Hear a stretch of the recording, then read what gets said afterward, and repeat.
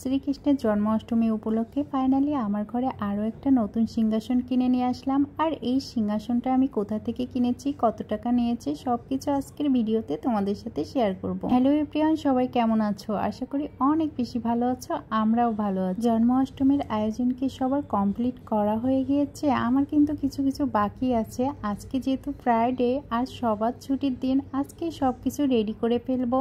সকালবেলা নিরামিষ রান্না বান্না করাটা একটু ঝামেলা ছিল, যেহেতু শুক্রবার, তাই একটু দেরি করেই ঘুম থেকে উঠেছিলাম। টক দই আর চিরা দিয়ে সকালের খাবার শেষ করেছি, সেই সাথে কিছু আম আর ফলও ছিল, আর সেই সাথে এক কাপ দুধ চাও ছিল। দুপুরে রান্না করার আগে রান্নাঘরটা ডিপ ক্লিন করে নিলাম।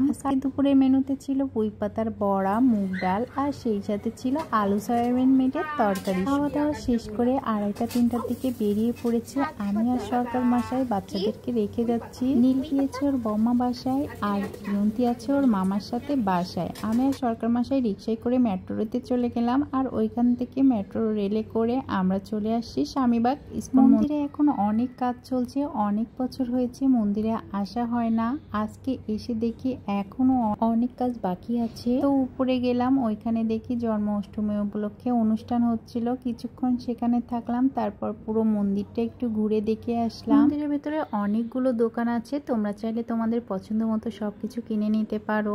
আমিও অনেক কিছু কেনাকাটা করেছি, সেগুলো তোমাদের সাথে বাসায় যেয়ে দেখাবো। গোবিন্দাসে গিয়েছিলাম, সেখান থেকে একটু মিষ্টি খেয়ে নিলাম, আর কিছু মিষ্টি আমাদের বাসার জন্য কিনে নিয়ে নিলাম। এরপর ওইখান থেকে চলে গিয়েছি লোকনাথ ব্রহ্মচারী মন্দিরে। আর এখানে এসে দেখো, এই মন্দিরটা কিন্তু অনেক বেশি সুন্দর। তোমরা হয়তো অনেকেই গিয়েছো, তারপরে আমি ভিডিওতে দেখিয়ে দিচ্ছি, অনেকেই হয়তো দেখেনি। তাই গাছটার নিচে দেখো কত লাল সুতা বাঁধা। এক একজনের মনের বাসনা পূর্ণ করার জন্য ওইখানে মানত করে রেখে যায়। আবার যখন মানত পূর্ণ হয়ে যায়, তখন গাছ থেকে সুতাগুলো আবার খুলে ফেলা হয়। শুক্র শনিবার যে কোনো মন্দিরে অনেক বেশি ভিড় হয়। কথা বলতে বলতে চলো এখন আমি কোথা থেকে সিংহাসন নিয়েছি সেটা তোমাদের দেখিয়ে দেই। ইসকন মন্দির থেকে লোকনাথ বাবার মন্দির পর্যন্ত অনেকগুলো দোকান রয়েছে, যেখানে ঠাকুরের জিনিসপত্র থেকে শুরু করে ঠাকুরের সিংহাসন পর্যন্ত সবকিছুই পেয়ে যাবে। তবে আমি যে দোকান থেকে নিয়েছি, এই দোকানের ওরকম নির্দিষ্ট কোনো নাম ছিল না। তবে তোমরা ওখানে গেলে অনেক দোকান পেয়ে যাবে, যেখান থেকে তোমাদের পছন্দ মতো সিংহাসন নিতে পারবে। আমার আসনের সাইজটা একটু ছোট প্রয়োজন ছিল, কারণ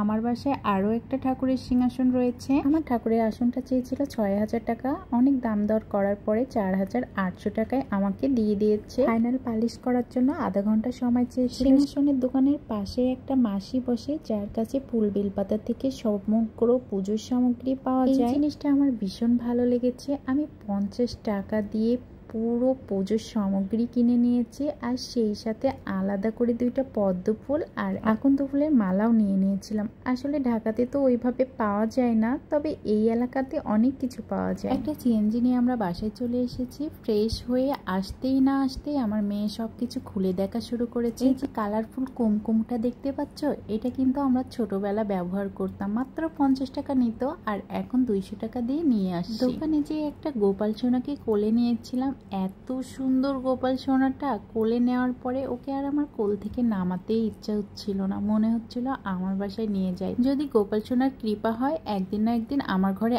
আসবে। সবাইকে জন্মাষ্টমীর অনেক অনেক প্রীতি ও শুভেচ্ছা রইল। হরে কৃষ্ণ।